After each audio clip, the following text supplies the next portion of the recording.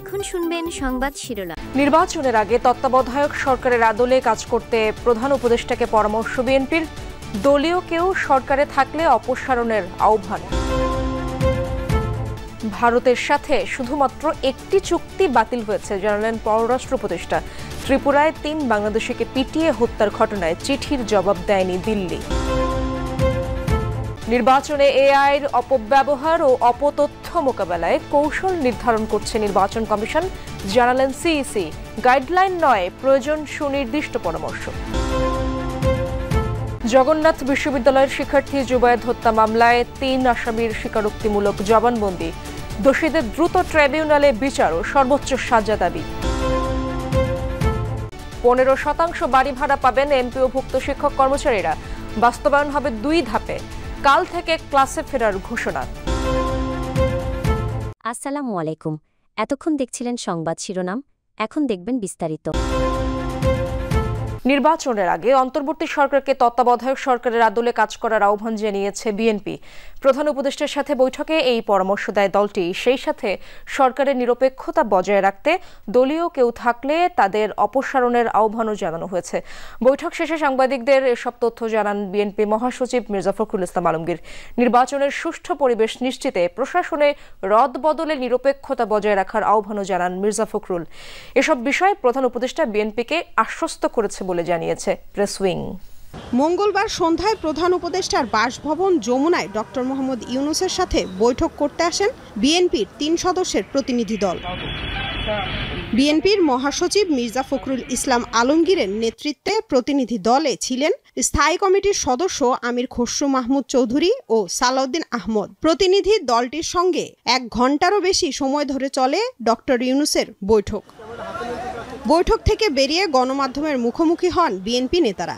এ সময় মির্জা ফখরুল ইসলাম আলমগীর জানান, সমসাময়িক বিভিন্ন বিষয় নিয়ে প্রধান উপদেষ্টাকে বিএনপির কয়েকটি উদ্বেগের কথা জানানো হয়েছে। প্রশাসনেও, জেলা প্রশাসন বিশেষ করে, সেখানেও একইভাবে ব্যবস্থা গ্রহণ করতে হবে।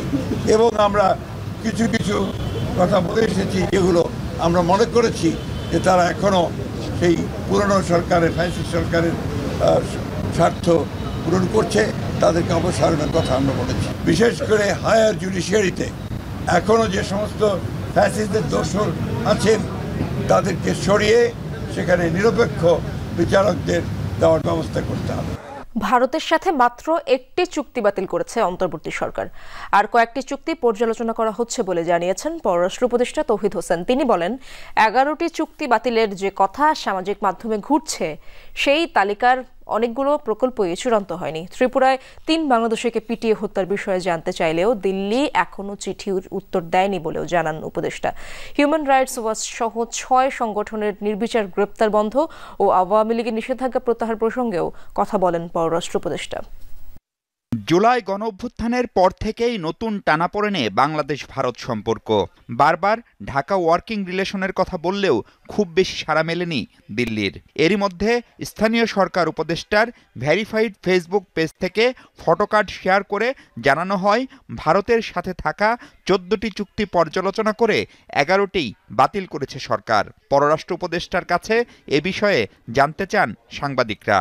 সম্ভবত একজন উপদেষ্টা রিটুইট করেছেন তার একটা কমেন্টটা নিয়ে আমি কোনো কমেন্ট করতে চাই না। হয়তো এটা উনি না করলেও পারতেন। পররাষ্ট্র উপদেষ্টা বলছেন, ভারতের সাথে সামরিক টাগবোট কেনা চুক্তি বাতিল আর আদানির বিদ্যুৎ কেনা পর্যালোচনা ছাড়া তালিকার অন্যগুলো নিয়ে কোনো সিদ্ধান্ত হয়নি।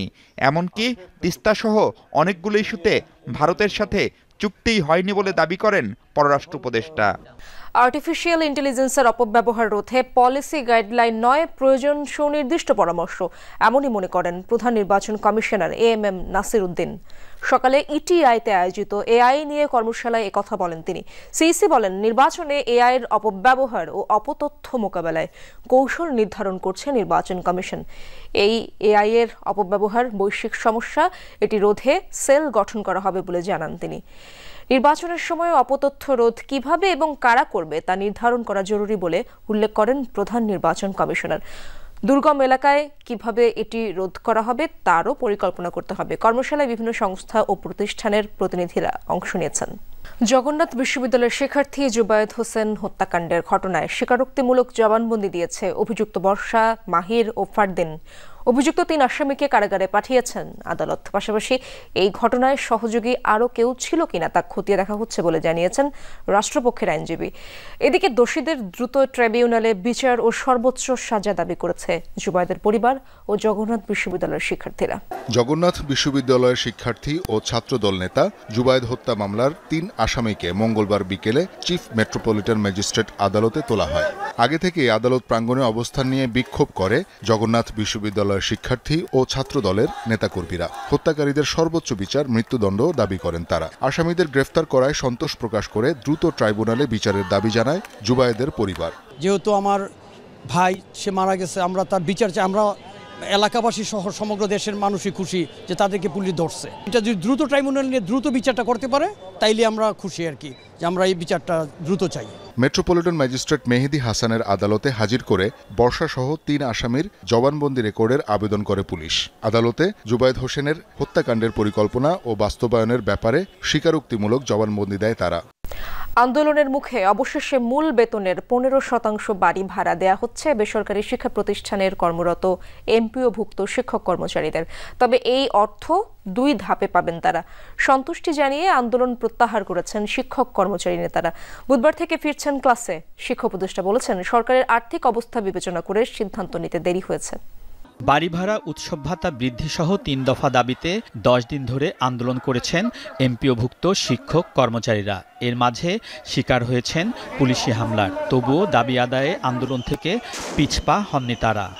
মূল বেতনের 5 ভাগ বাড়ি ভাড়া বৃদ্ধির সিদ্ধান্তেও মাঠ ছাড়েননি শিক্ষক কর্মচারীরা। অবস্থান নেন শহীদ মিনারে। তাদের আন্দোলনের সাথে সংহতি জানায় বিএনপি, জামায়াত, এনসিপি, সিপিবি সহ সব রাজনৈতিক দল।